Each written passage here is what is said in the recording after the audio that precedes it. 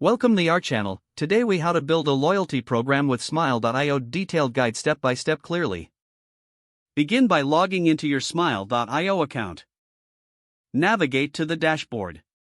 Select the option to create a new loyalty program. Choose the type of loyalty program you want to set up, such as points, referrals, or VIP tiers.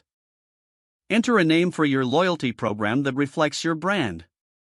Set up the points system by defining how customers earn points. Decide how many points customers will receive for each dollar spent. Configure bonus point opportunities for specific actions, such as signing up or making their first purchase. Determine how customers can redeem their points, whether for discounts or exclusive rewards. Design the reward structure by creating various tiers or milestones. Add any special rewards for top tiers, such as exclusive products or experiences. Customize the program's appearance to match your brand's theme and colors. Upload any necessary branding elements, such as logos and graphics. Set up the communication settings for notifications about points earned or rewards available. Decide how often customers will receive updates on their loyalty status. Preview the loyalty program to see how it looks from a customer's perspective. Make any necessary adjustments based on your preview. Once satisfied with the setup, launch the loyalty program. Promote the program through your email lists, social media, and website.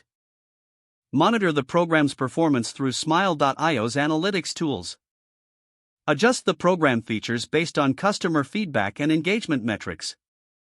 Continually update rewards and points systems to keep the program fresh and engaging. If the page does not load, refresh the browser or try again in a private or incognito window. Make sure you are using the correct email address, then retype it carefully to avoid small typos. If your password is not accepted, use the reset option and create a new strong password you can remember. Check your spam folder for verification or security emails, then complete any requested confirmation steps.